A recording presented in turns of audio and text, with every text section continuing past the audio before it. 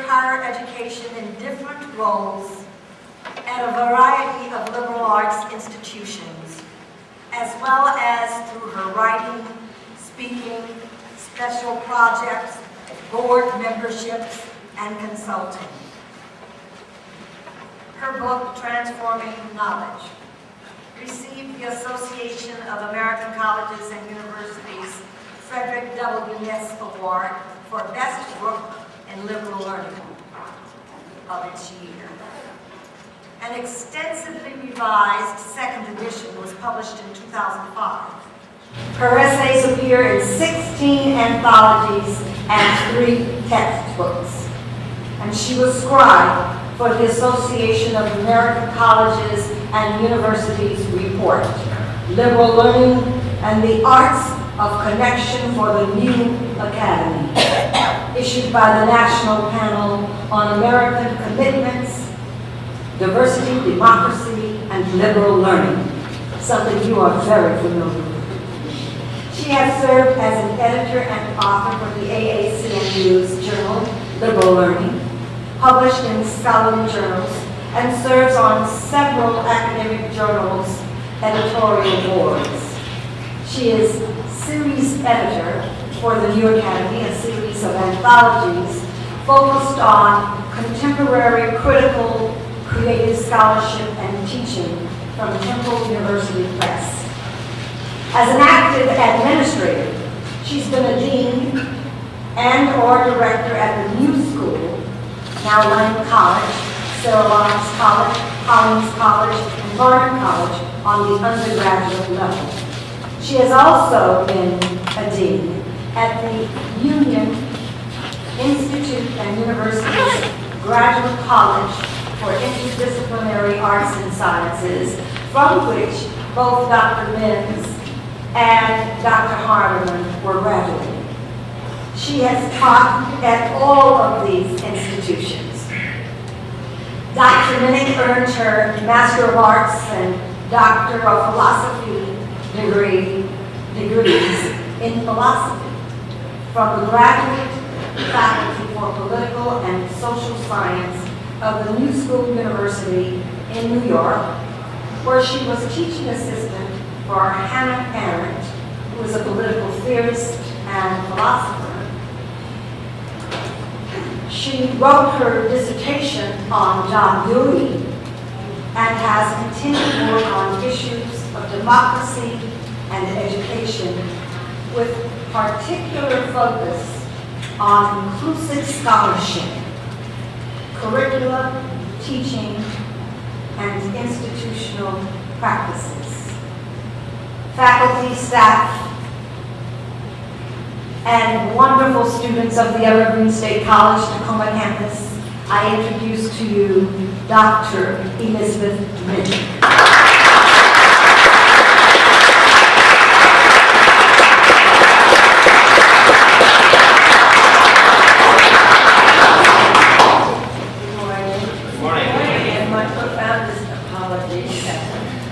One wrong turn and you're caught in the coils. And I just had no idea where I was. So thank goodness for cell phones. I got talked down. I really am sorry.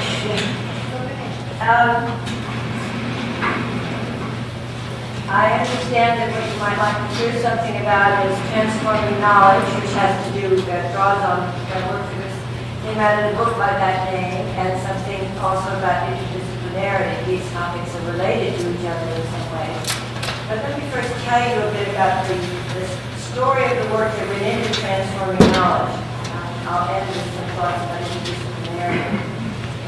And incidentally, I'm perfectly comfortable with people interrupting by saying, I can get that, or something. It doesn't bother me, please, I'm not reading that.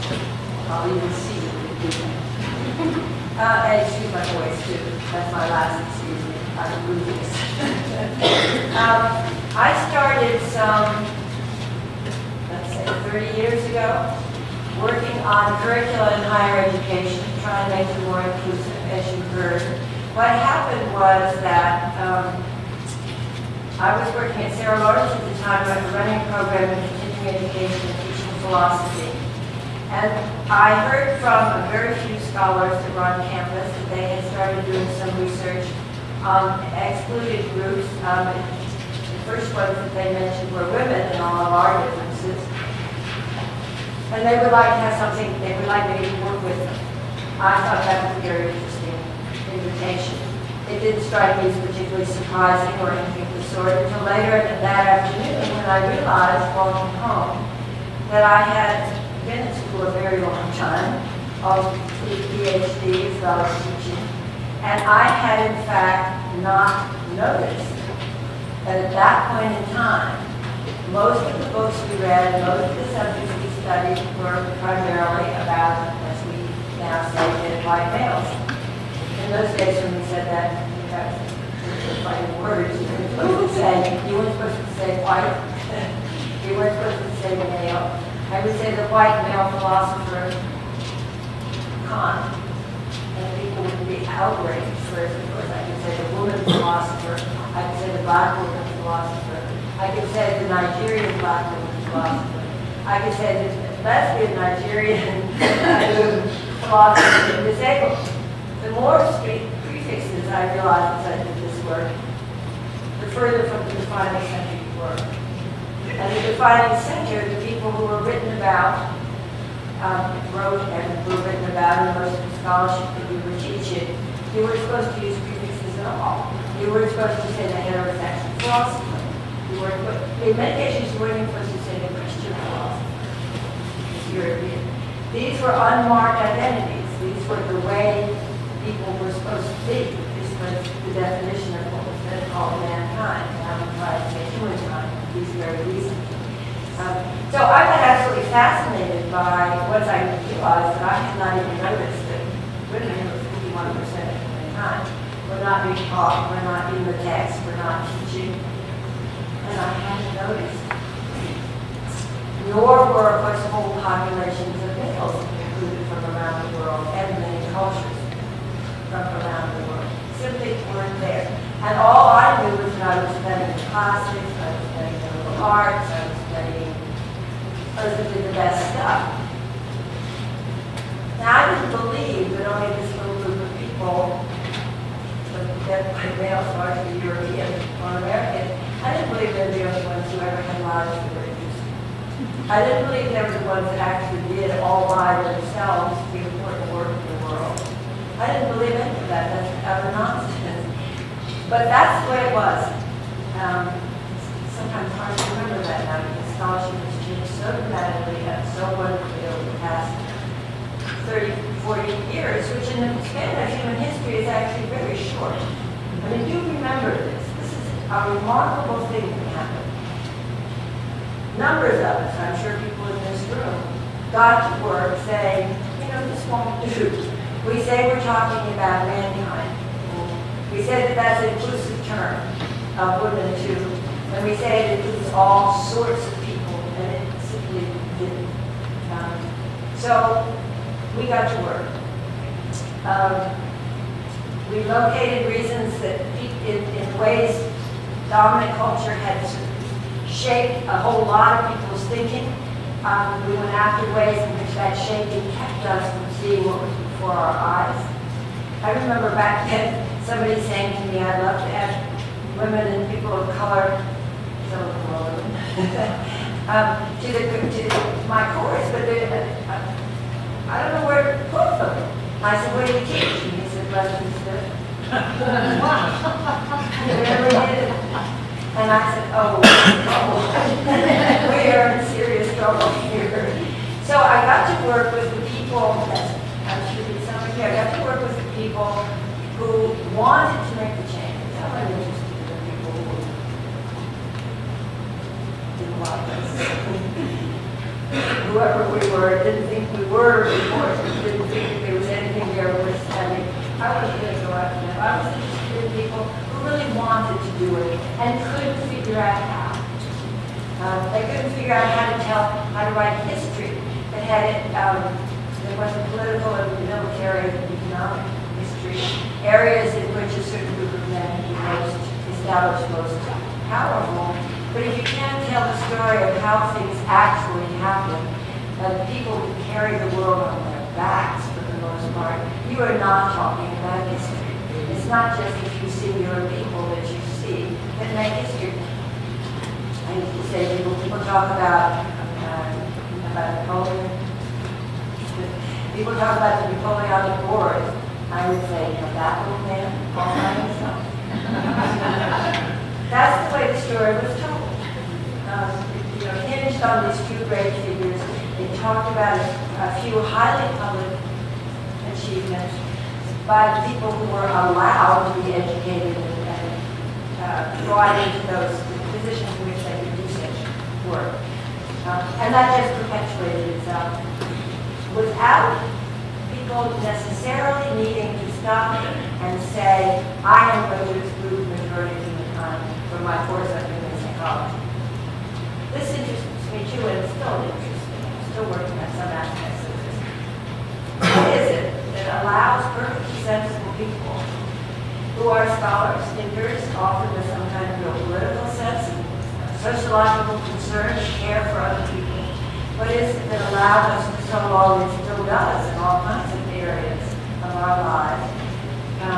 To say things as silly as I don't know how to add women to Western civilizations, an intelligent person saying that, and to overlook the crucial work and contributions to humankind, to the worlds in which we live, of so many people, from so many different kinds of backgrounds and cultures. That was possible, even with people who meant better, who were not prejudiced, but not hate-filled. Not really sure, I don't want to talk about those people. There are people like that. There's still a lot of them back then.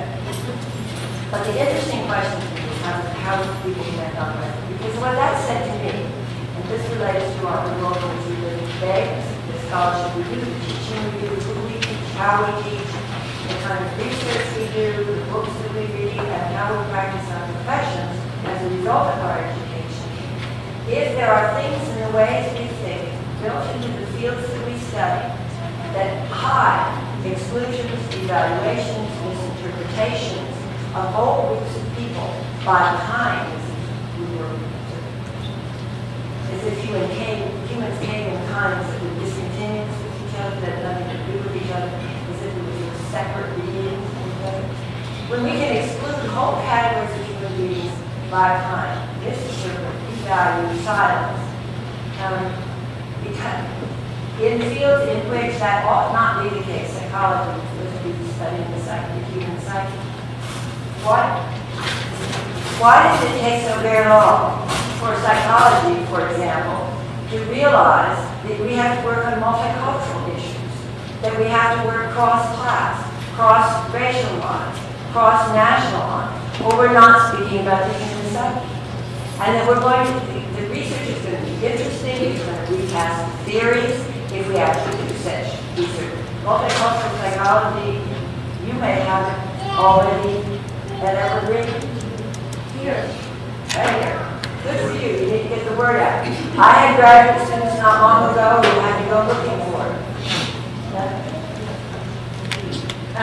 You remember that there was a famous study done by the Brodermans, were called, two people, a number of years ago, we done it later, in which they asked 100 psychiatric social workers, psychologists, and counselors to define a normal human, a normal male, and a normal female. And what emerged, won't surprise you, from what we've been saying, the normal human and the normal male coincided, they're the same. So the normal woman was here. So if I'm a woman, I can be a normal woman, in which case I'm an abnormal human. Or I can be a normal human, in which case I'm an abnormal woman. This in a field in which we're helping people. You can come when they're in trouble. I talked to a psychologist many years ago when my first marriage broke up to get some help with all of that. And this man said to me at one point, he said, well, I'd really love to work with you. He said, I like working with spirited women. Because you need to shape up or you'll never have a relationship. Yeah? Well, I think this was not a good person, one. But on the other hand, he came out of a whole lot of training, in which that was not disrupted. So what we're trying to do with this notion of transforming knowledge, that's what I wrote about this book. I told a million of these stories, talking to so many people in so many different fields, trying to find the concepts, the theories, the ways of thinking about humans that make it possible for somebody with a good education to say such a thing, when he would not have said it to a man. Sorry, I have to pause for a minute and do something different here, just occurred to me.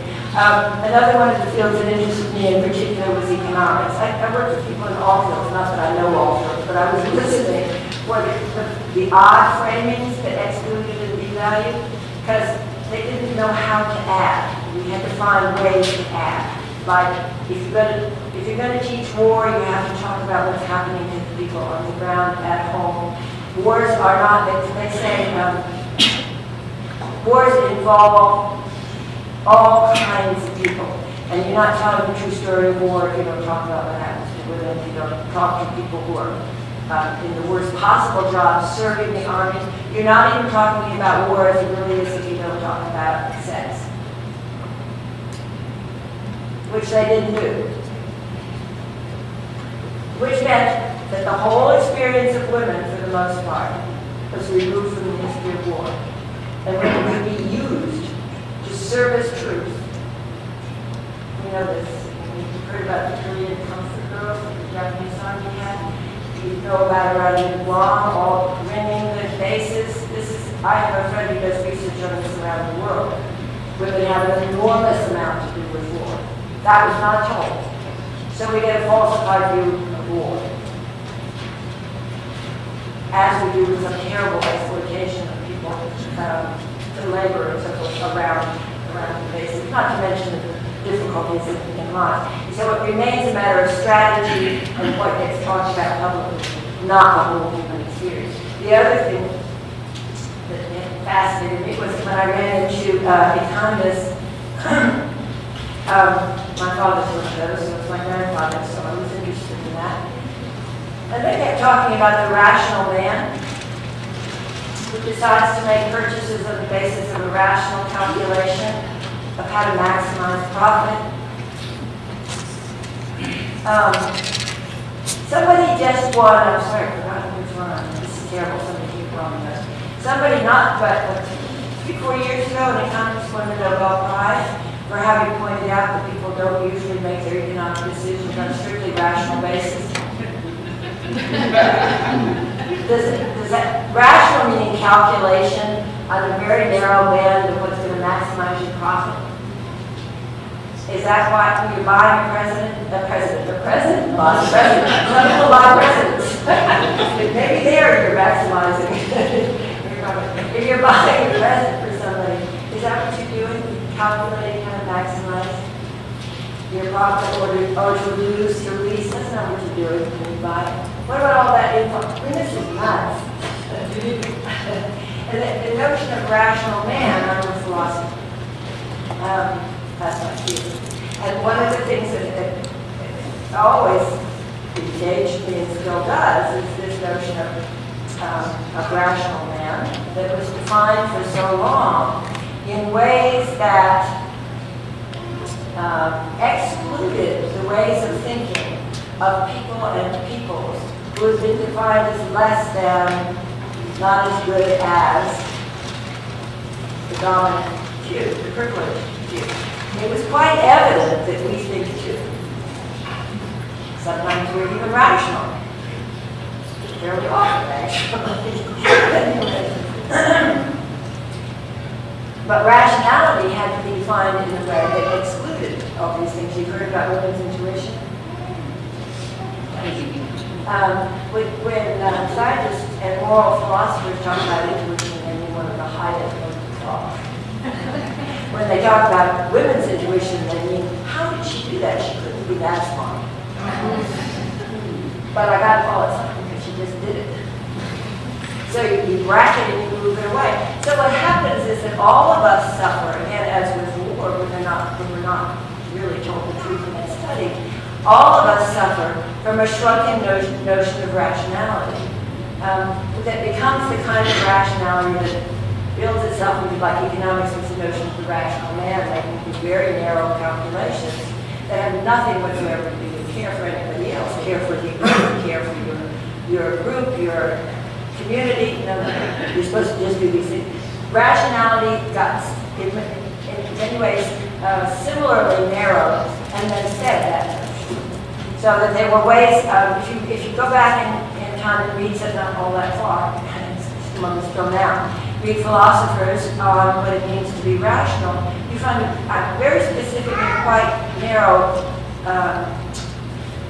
rarely listed, but topics in which they speak about the way human minds work. Logic is preeminent, which is very strict and controlled and can be even mathematically discussed. In logic, if you follow the rules of logic, you can force somebody to agree as long as they agree with, as long as they accept the rules. So it's given great privilege because you can win. There are many other ways of making sense. There are many other ways of making sense with people, such that all of you can come to some kind of a common mind, or you can enjoy your differences. You don't have to have always a strict body in the narrow technical sense of mind. So across virtually all fields, what you find is, and still built into them, stubborn concepts that go on making it hard to do the research that we need to do the teaching and the learning that we need to do, so that we can come to understand ourselves with our differences. Every one of us, my teacher, when I always said it was important, human beings have a paradoxical commonality which in each and every one we need. So that's a nice thing to remember. We also have our different communities and so forth. We have a lot of differences and overlap. If we are to come to know ourselves better, so that there is less, I'm going to say, inadvertent injustice in the world, and therefore less untruth in the world. This kind of thinking, I do believe, has to continue. So does activism, so do all kinds of other special program building, things like what you all have here, all kinds of ways of breaking down barriers. But in addition to the ones we know, like people getting to vote, and people getting more economic rights, and equality, all the necessary things in the world that are able to take care of ourselves and each other, and we need all of those changes that we need. We also need to keep watching the way our minds are working and the way they are asked to work as we get trained in the field. Keep an eye on it. Try it out. If there's a framing of an idea, of a concept that is troubling to you, that doesn't speak to your experience in a very real way, at least check it out. Talk to people about it. That's how we got to making some of these changes. We created all these wonderful new fields that are now all over that I'm sure we have here. Those fields are interdisciplinary. So that's where I will go next. I'll be relatively brief, and maybe then you'll talk to me before we break up. Good. One of the things that happened when we started refusing the narrow boundary definitions of fields. Sciences, for example, define themselves as what people do in the laboratory, at their desk, specifically when they're wearing their scientist clothes. They never defined it, some do now, in terms of its role in the world. They didn't speak in science programs of where its funding comes from, what it gets used for, how it is dependent variously. It's one of the most dependent fields of all on big money. How can it be unworldly? How can it be solely pure? People say science is So how can you don't have to raise any of these issues about science because we just do this in the laboratory. I would suggest to you that that's a definition problem. The field itself is bigger than that. It's a human phenomenon. It has a history. People have been excluded from it. People have been badly taught in it.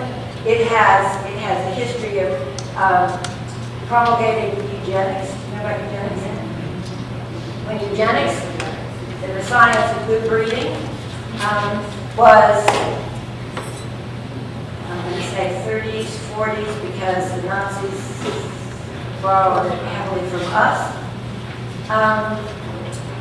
There's a lot of exchange in which they studied eugenics. Eugenics was a science where people said, you know, we can breed better racehorses, why don't we breed better people? How silly that we can do this here and we don't do it with ourselves. And the most prestigious scientists of our day, they were at Stanford, they were at Princeton, they were at the Rockefeller Center in New York, were drawn into eugenics. And we started closing off people who had mental disabilities and undesirables, as they were called, were often simply immigrants, recent immigrants. It was a terrible thing. And it came from the most eminent scientists of the day. Every field has its mistakes.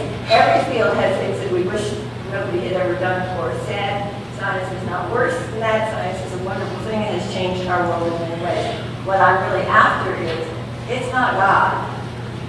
It's not only pure. If you define the field with its history, showing its mistakes too, like other fields, we should do more of that so that we know that they're there and we understand better and can watch out for them. We are less likely to do harm than we're trying to do good. What I started off with there was the interdisciplinarity. I wanted to say that when you take a topic, an issue, a people, a sex gender, like women, and you decide you need to study, say you need to study poverty, you need to study violence against women, you need to study racism, you need to study immigration policy. If you start with a topic, an inquiry, a problem, an issue that you're deeply interested in, you don't start with saying, well, I'm going to become up and go into one discipline. Some people do because they're so clear that this is the way they want to work. But a lot of people don't. A lot of people say, I don't understand politics. And then it used to be that we had to say, well, do you want to understand what it does psychologically? Do you want to study the economics of it? Do you want to study the history of it? Do you want to study the sociology of it? And somebody who didn't know hadn't been in any of those fields, a beginning student perhaps, or community member who wanted to talk with faculty people about this issue they cared about, was not given them a chance to find out what all these different disciplines can do to illuminate problems, issues, inquiries, themes. The wonderful thing about interdisciplinarity is that it draws on the disciplines. The strengths of the disciplines is interdisciplinary. You have to have the disciplines to do that. Draws on them. Some people are scholars in the fields.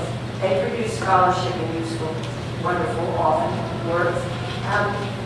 What interdisciplinarity does, in one of its major modes, is take advantage of all of that richness and put it to work back on the edges of academia, schools, and world communities, where we ask questions and raise issues, and we want to use this knowledge as resources. It also helps us get a perspective on our own fields and other fields. It forces us out of maybe narrow training. Far too many people are trained and not educated. It's not their fault, it's the educational system. So, you know, and many of my colleagues through the years have said things like, well, I can't say anything about that. I mean, I'm a philosopher, I'm not a psychologist. And we do that so often, it makes you think like, what, you uneducated? You don't think? You have to be in a field and you can't talk about anything else. And this is really crippling in some of us. When we work on interdisciplinary projects, we get a sense of the way people interpret and explain and prove things and do research in many other fields, and that helps us understand our own better and be able to pivot more and be fresher and more creative work. Not always. Always there are those who can go deeper and be absolutely superb work and do that too. This is not the only road. I'm sorry, my voice is fading on top of everything else. How's that? Ooh, listen to that. I'm sorry. You want to do the whole thing again?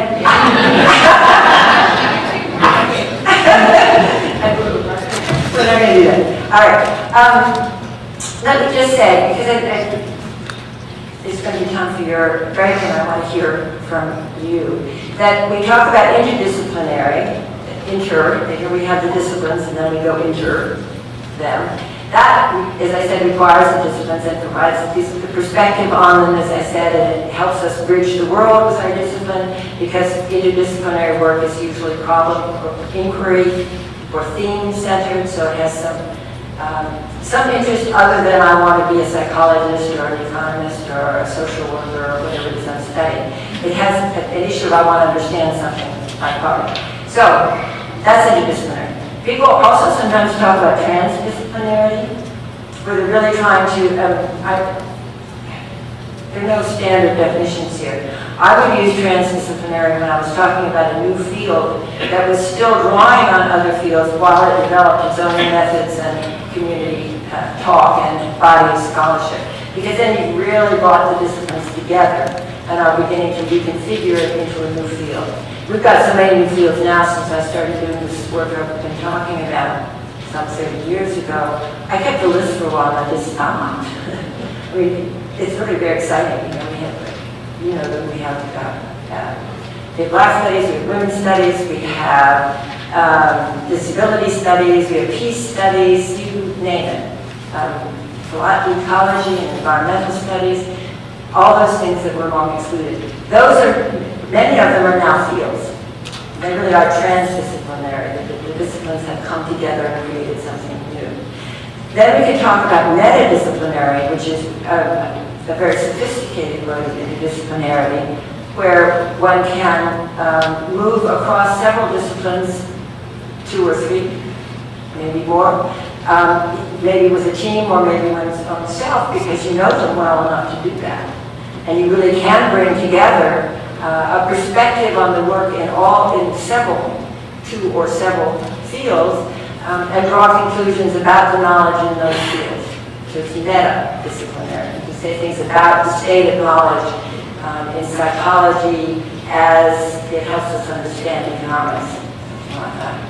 That's wonderful stuff. Hard to get to and wonderful stuff. And then I always want to say, because it's rarely said, that there's also non-disciplinary learning. The disciplines are particular historical constructs, and many of them, in fact, are built around magnificent works that at the time they were created had no discipline. When Plato wrote the Republic, there were philosophers that were wisdom. There was no profession. They were sophists, they weren't philosophers in the same way.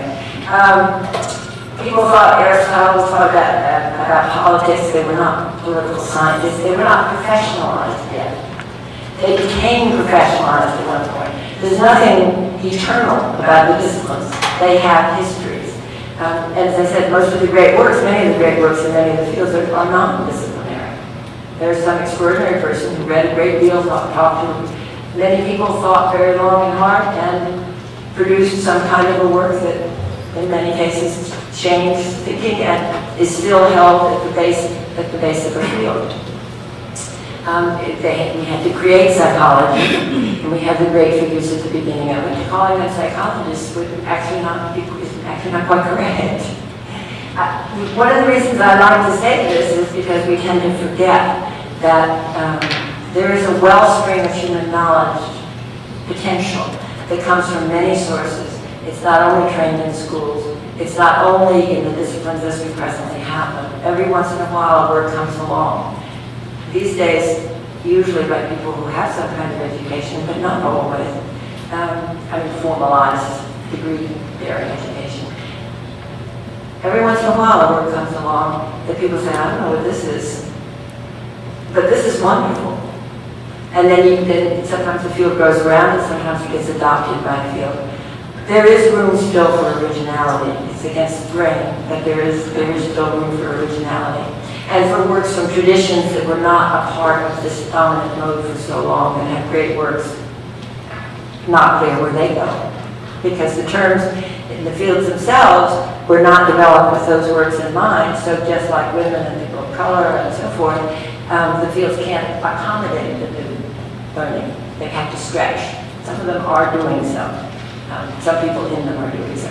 So interdisciplinarity, transdisciplinary, metadisciplinary, and non-disciplinary all to remind us that we have these wonderful bodies of knowledge that are useful. They have some flaws because everything human has flaws. They carry their times in them, and sometimes they carry huge injustices and dangers within them. When people definitions of what it means to be human that are deadly dangerous, and they're also glorious.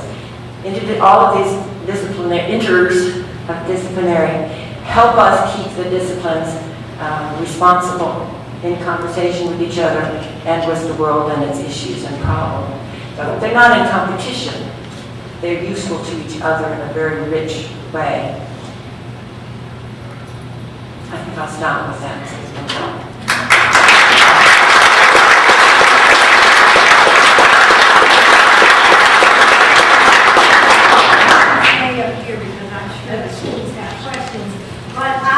I failed to include in the pantheon of graduates of the Human Institute and University's Graduate College, Dr. Gilda Shepherd, who is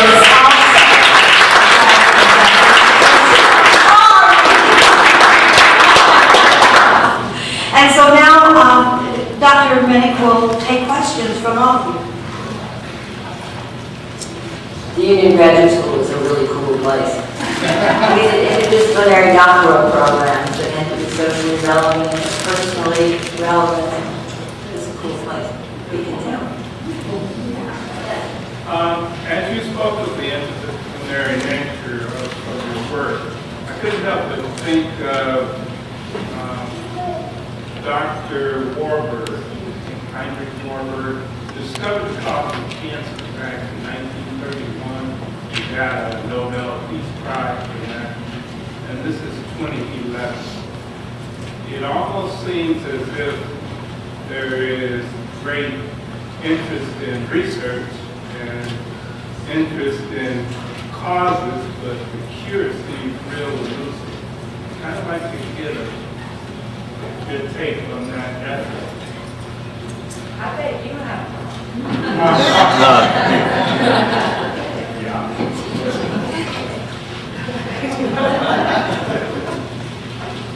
I'm thinking that many of the people involved in the research are not talking to one another.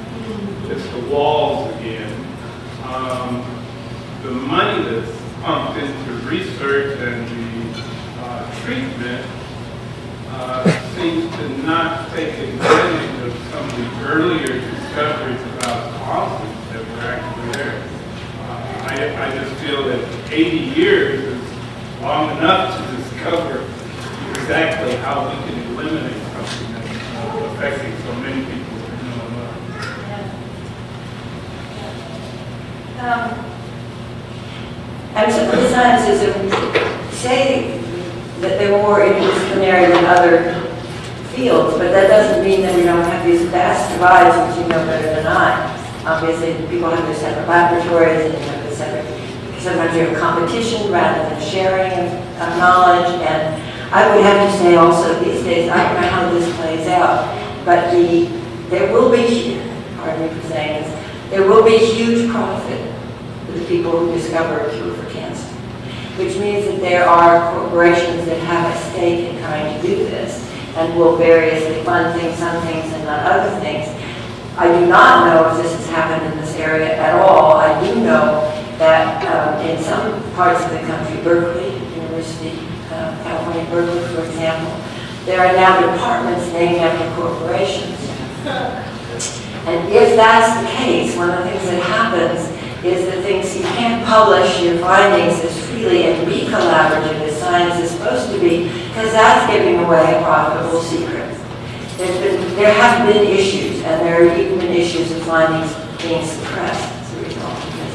So one, you know better than I, there was too much division, almost always, losing sight of a goal in some cases, getting highly technical and sort of within your field solving this particular problem and forgetting what you're actually trying to get to, which is a cure. That kind of thing happens in all fields.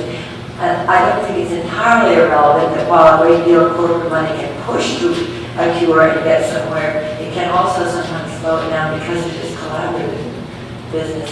And I think we're more at the beginning of that than at the end of it, so that wouldn't go back in history. We did, whoever thought of departments named after corporation stadiums, yeah. If we could put out, I don't want that, but never mind. But the whole departments that are funded by one. Yes.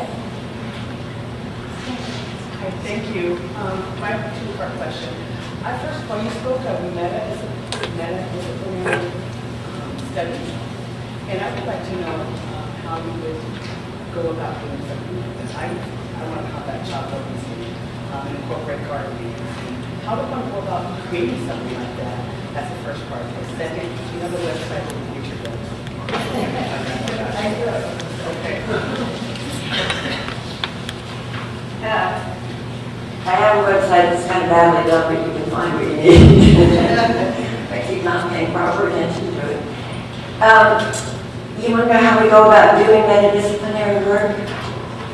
Well, it varies enormously, of course, but fundamental to it is that you think not only within the terms of your discipline of field and another one, but also about them, so that you can say things like,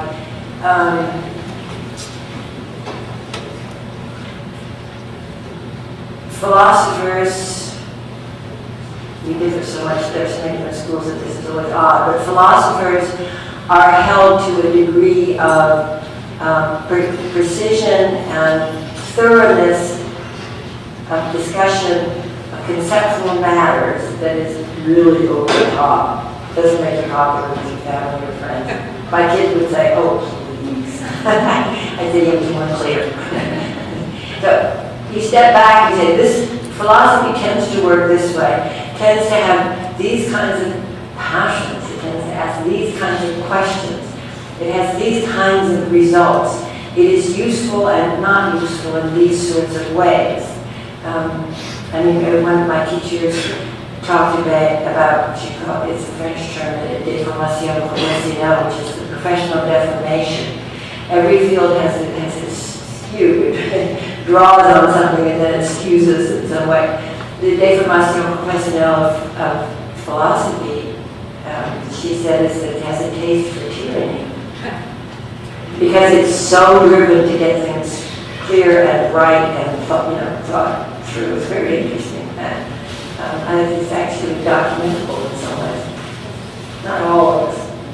But so you're talking about a field, and then I could say, so I want to be a philosopher who works also with literature, where it is remembered that the imagination and creativity are every bit as human as some uses of the mind, that the conceptual yields to and informs, and is informed by the emotional, to that story is a wonderful way to make a point and to learn things. So I would step back from it and say, I move across to get these different kinds of things. And I do have to, I call it meta-auspicious translate. I can't just suddenly quote a literary work in the midst of a philosophical argument. I have to do something to be sure, as I do like with friends, that they can speak with each other. I have to find some kind of common ground or a question that allows them to share, in fact, their wisdom with each other. They're not just additive because they develop separately. And they have different notions of what it means to interpret or to explain something, for example. So first you step back and get a sense of the fields and what they offer and how they tend to do things and think about things. And then you find some way to translate between and among the various teachings within those fields. And it's almost like you slip up like this. With the field, and you end up with some new kind of order. Brain maybe do better, you end up with a kind of grade that draws on 2 or more fields. Does that get anywhere near what you were asking? Not sure. Thank you so much for being here. I have a deeply personal question here. For those of us who are here at Evergreen, we couldn't imagine learning any other way. You know, a professional will toss out a question, and we know it's simply a starting place for all the other learning that we've had in all our years as both students and as human beings. So we try to read it together. But students in my house, my daughter is 19, and will be going back to university next year. And she has, it seems to me, virtually no passion about learning. She likes some individual classes, and I compare her to all of her cohorts from high school who are all very bright and lovely, lovely kids. And I don't see any passion for any of them. If you ask them about a topic, they can expand on that a little bit, but they don't make the same linkage that my friends do. And I can't tell you how boring they are. It just makes me sick. But the people in this room are my heroes. Many of them are going to be their teachers of their children. You know, I bless them every single day.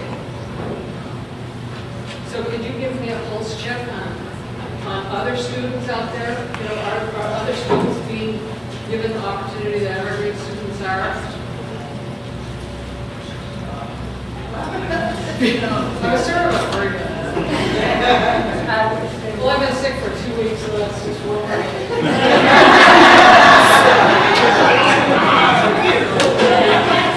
Yeah, it makes all the difference, doesn't it? If you've been someplace where people actually ask real questions, not, I'm tricking you, I'm going to find you out, whether you know it or not, questions. May I ask you one more thing? Please take the magic of Evergreen with you. Take the magic of Evergreen with you. I've been doing that for years. I've been in and out of Evergreen for years. I'm a complete fan. And there are a few others. There are a few others. They're not the same, but there are a few others that are wonderful. I'm one of them. Where you had real people who were, they didn't just say, so what are you interested in?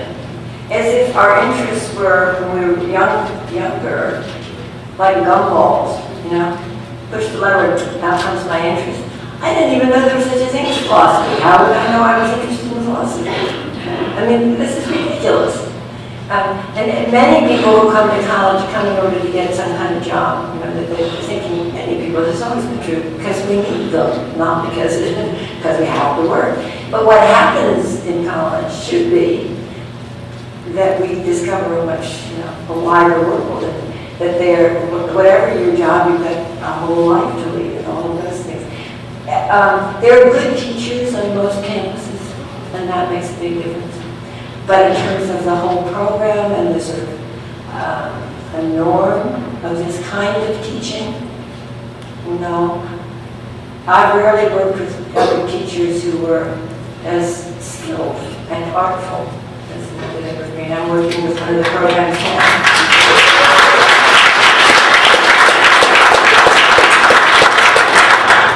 It's better teaching than almost anywhere. Hi, good morning. Before you arrived, Dr. Young, Dr. Zaragoza, talked about the Northeast colleges having these enormous endowments, and the possibility introduced by a local CEO of having such an endowment for state colleges and universities for the state of Washington. I would like to hear your take on the effect that the very wealthy have had on the inclusivity or exclusivity of curriculum. The effect that the very wealthy have. So this endowment makes all people hold into the very wealthy, and the effect that those people have on the inclusivity or exclusivity of the curriculum.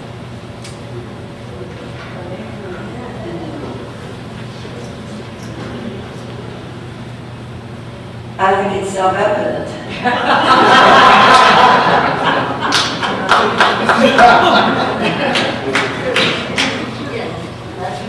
Thank you very much for coming. I wanted to ask you a little bit about linearity of thinking versus my feeling and maybe other people's feelings that people are about story, where in many situations you get told, well, that's anecdotal information, therefore it doesn't count. And it seems to me there is another way of looking at things besides in a straight line, and I wonder what your thoughts are on that.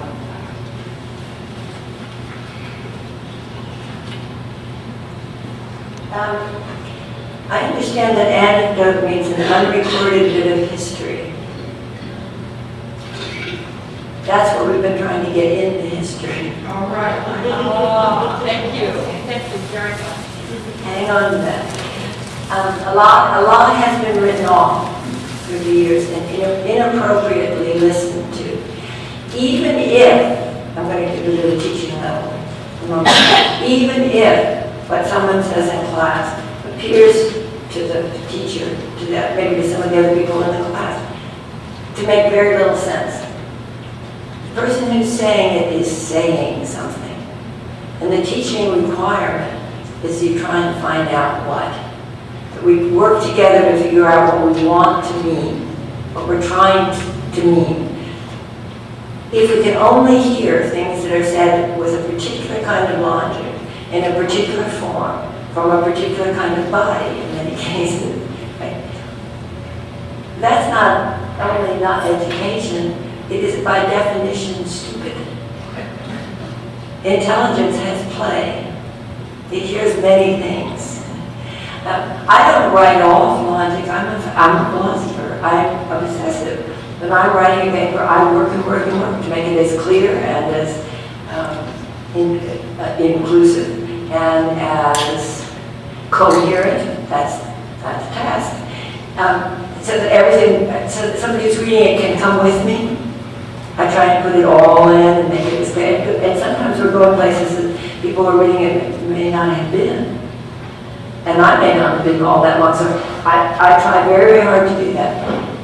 I like clarity. It's not always story, but there are many ways of making sense. And we all need to practice the arts of mind that are our very own, so we have our strongest feet under us in this rocky world.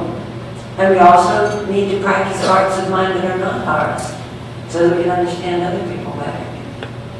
It needs to be a whole lot more plural and a whole lot more art than it has been.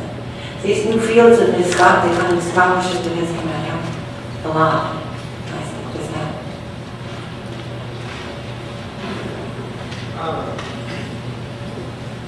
I have a question. I hear a lot of the higher education that you're involved in, but from the way that I understand it, human development starts at the base, which is childhood. What impact do you have on high schools and elementary schools as far as your philosophy in interdisciplinary, that notion of interdisciplinary studies? Like, how do you impact high schools and elementary? Because that's really, from the way I look at it, where it really starts.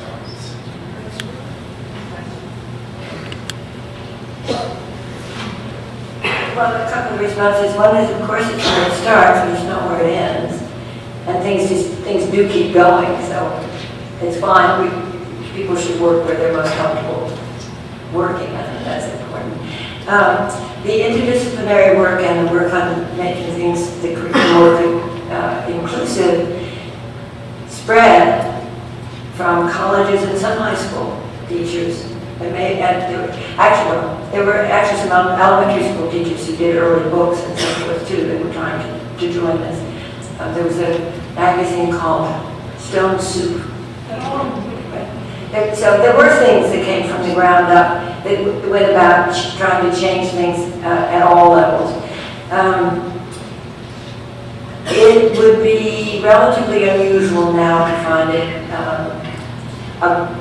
a textbook or a teaching, even at an elementary level, that was not a whole lot more careful about being inclusive than they used to be. Colleges and universities train the teachers. So if it's happening there, then that's where the teachers are going to are going to learn, they're going to teach. So it's spread remarkably well. I have to say now that there continues a huge effort to get it back out of the textbooks, as you probably know. Texas has been leading the fray. Surprise, surprise. Yeah, it's really, so the work is not done, and it will need to keep being done.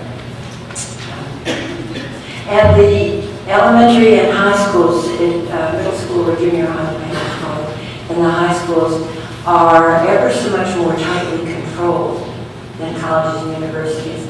So in some ways, it's not surprising that we got a great deal done there, and it took a while to get it. I really do not want to forget the wonderful people who did it anyhow. But there are states now where people are teaching the same thing, supposedly in the same way, at the same time, every day. They don't have any choice in what they're doing. So for that, the knowledge base has to be changed, or it's not going to get their own, because they have no leeway to be creative in the way they were before. Which I think is a homework.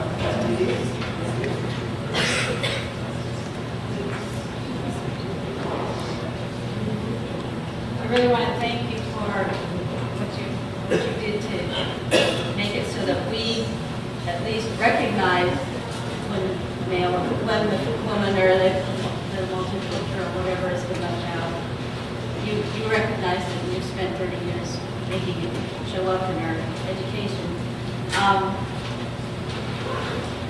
I have a pet peeve with this show called The Einsteins, which is for very young children, and the music is all dead white male, and the artwork is almost all dead or live white male, but always male, and it really bothers me.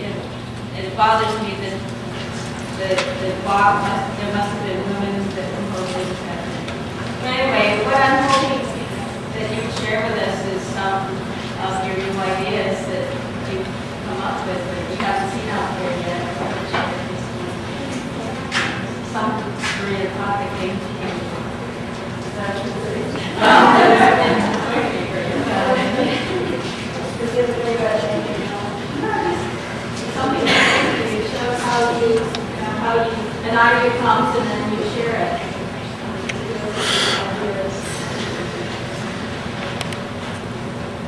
I don't know if you want to hear this in the morning.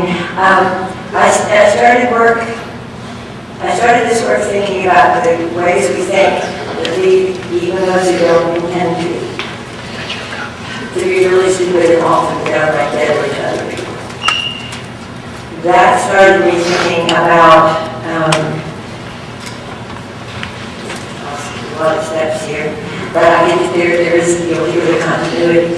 I've been working for the last, I would say, also 30 years, and this is where I'm focused mostly now, on what it is that makes it possible for vast numbers of decent people to go wrong when systems go wrong, such that what I'm now calling extensive evils become possible.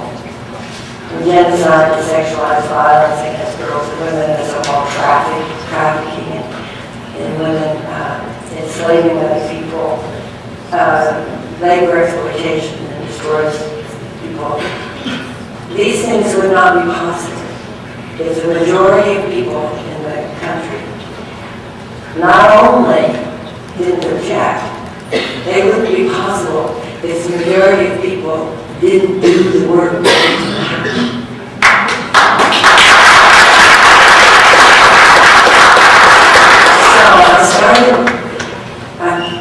I read a vast number of terribly depressing things. Testimonies of people who were part of genocides in Rwanda, you name it. Interviews with torturers. It's really fun. And it is also fascinating because I'm trying to figure out how the minds are working. Because once that stuff is set up, people do the work. It can't happen without it.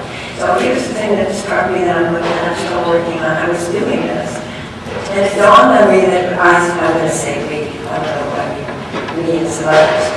I think it's a really common notion. Tend to think of evil, I'm not doing a religious term now, I'm doing something that's worse than bad. something that's so bad it'd be ridiculous to say bad. You don't say Hitler was bad. But you can do that.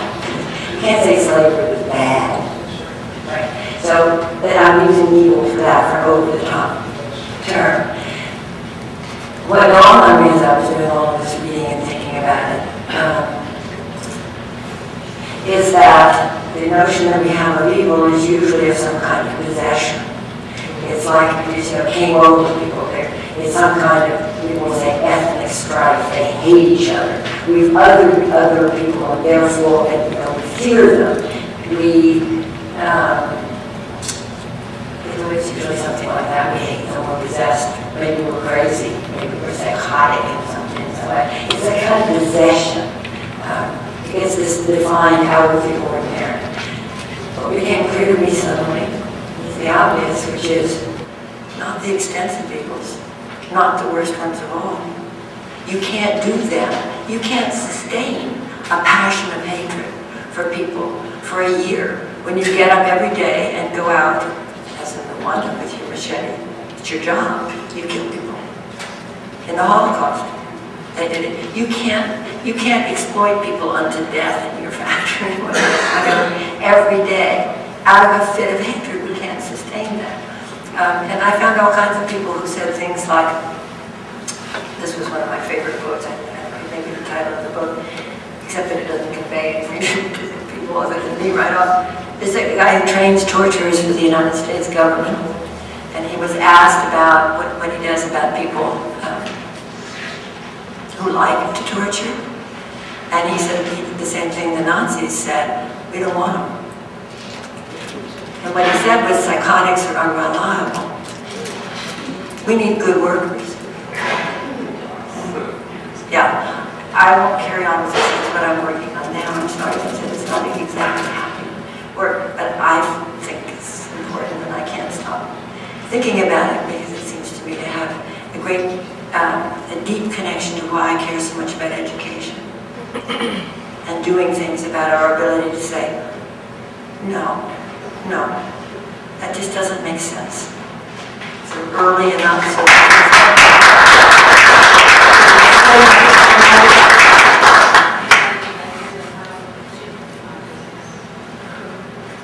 kind of what we're talking about. I think people who have habit isn't quite right. People who have come to be reflective people, who think about what they've done, who remember what they've done, who think about what somebody said to them afterwards and reflect on it, same way you do with a book. I think that turn of thinking about what happened, remembering it, paying attention to it, respecting it, minds that do that can't do, I believe. Find it a lot harder to do, these extensive evils. There's a story in one of the ones from Rwanda, which this guy who's been out, he says it's my job. He goes out with a machete. Beginning of the day they gathered and they talked about who was going where, and they went and did it, and they stopped at the end of the day. And they went back and they divided up the spoils, because they were also taking things from people. They went through and making money. And he talks about having killed a man he knew. And he went back, he said, I told my wife, and she said, oh yes, I remember him. And I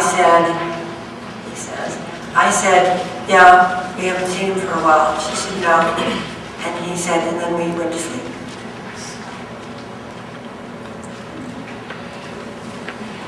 You turned your mind off in order to do something. It's not that you're doing it out of terror. It's not that because you're being forced. It's your job. But in order to keep it going, you have to not think about what you're doing. Except figuring, you're using your mind because you're figuring out what to do, but you're not thinking about it. There are many possible responses to this. A lot of people have different theories. I got hooked, as I said, in this business of what do we do? They're saying, what were they thinking? What was I thinking? That's my question. Because I think you can have a wonderful heart.